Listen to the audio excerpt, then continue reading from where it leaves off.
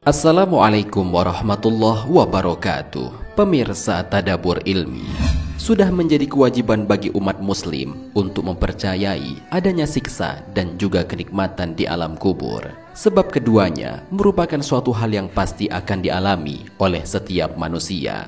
Begitu pentingnya mengetahui hal ini, bahkan Rasulullah pun pernah mengungkapkan bagaimana gambaran tentang kehidupan di alam kubur tersebut. Lantas, apakah sebenarnya yang disiksa di alam kubur itu? Apakah yang disiksa itu adalah jasad atau ruh, atau keduanya? Mau tahu jawabannya? Simak ulasannya dengan menonton video ini hingga akhir.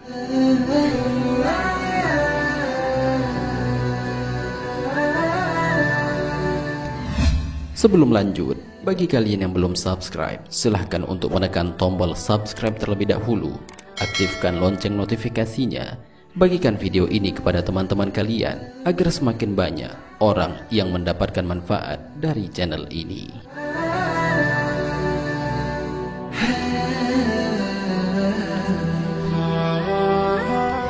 Pemirsa Tadabbur Ilmi, pada dasarnya azab kubur itu akan menimpa ruh, karena hukuman setelah mati adalah bagi ruh, sedangkan badannya adalah sekedar bangkai yang rapuh. Oleh karena itu, badan tidak memerlukan lagi bahan makanan untuk keberlangsungannya, tidak butuh makanan dan minuman. Bahkan badan yang telah dimasukkan ke dalam kubur malah justru akan dimakan oleh cacing-cacing yang ada di dalam tanah. Imam Ibnu Hajar dalam kitab Al-Isti'dad Liyaumil Ma'ad menyebutkan, anak keturunan Adam akan menghadapi 4 kali rampasan. Pertama, malaikat maut akan mengambil dengan paksa rohnya. Kedua, ahli waris akan mengambil hartanya. Ketiga, cacing akan mengambil jasadnya. Dan keempat, para musuh akan mengambil pahala amalnya. Akan tetapi Syekhul Islam Ibnu Taimiyah pernah berkata bahwa ruh terkadang masih bersambung dengan jasad, sehingga ia akan diazab atau diberi kenikmatan bersama-sama. Ada pula yang berpendapat lain dari kalangan ahlu sunnah bahwa azab atau nikmat di alam kubur itu akan menimpa jasad, bukan ruh.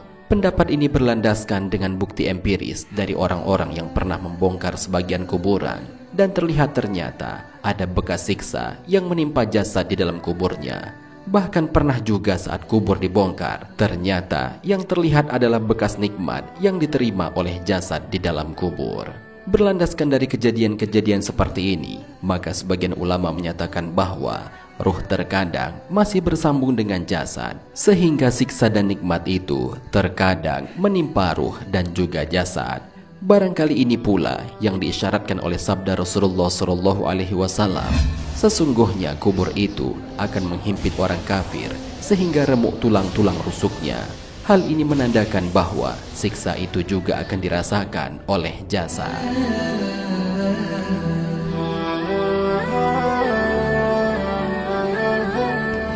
Syekh Ibnu Baz rahimahullah pernah ditanya tentang mayit yang jasadnya tidak dikubur. Bisa jadi karena tenggelam, karena hancur, atau karena dimakan hewan buas. Apakah ia akan selamat dari azab kubur? Maka Syekh Ibnu Baz menjawab, sesungguhnya semua mayit itu akan ditanya, entah ketika telah dikuburkan atau tidak dikuburkan, seperti ditempatkan di gurun atau di padang pasir, di lautan, atau di perut binatang buas, atau dimanapun tempatnya. Jika ia telah meninggal dunia, maka ia akan ditanya.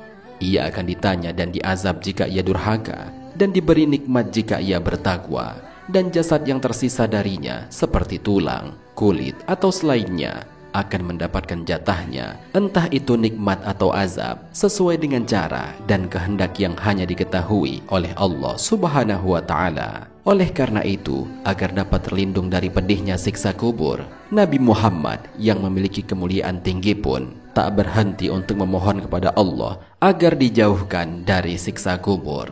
Nabi bahkan mengajarkan doa agar terhindar dari siksa di alam kubur dalam doa solatnya. Sebagaimana hadis riwayat Abu Dawud dari Aisyah radhiyallahu anha, doa Nabi tersebut berbunyi, Allahumma inna na'udzubika min azabil qabri wa min azabi jahannam wa min fitnatil mahya wal mamat wa min fitnatil masihid dajjal.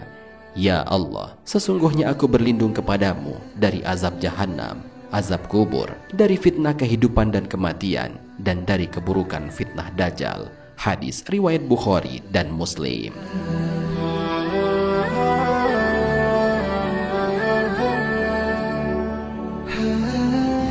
Pemirsa Tadabbur Ilmi, demikianlah pembahasan mengenai apakah siksa kubur itu berlaku untuk jasad ataukah roh saja. Dari penjelasan di atas, mayoritas ulama berpendapat bahwa siksa dan nikmat di alam kubur terkadang menimpa ruh dan jasad, dan hal itu merupakan hak prerogatif Allah Subhanahu wa Ta'ala.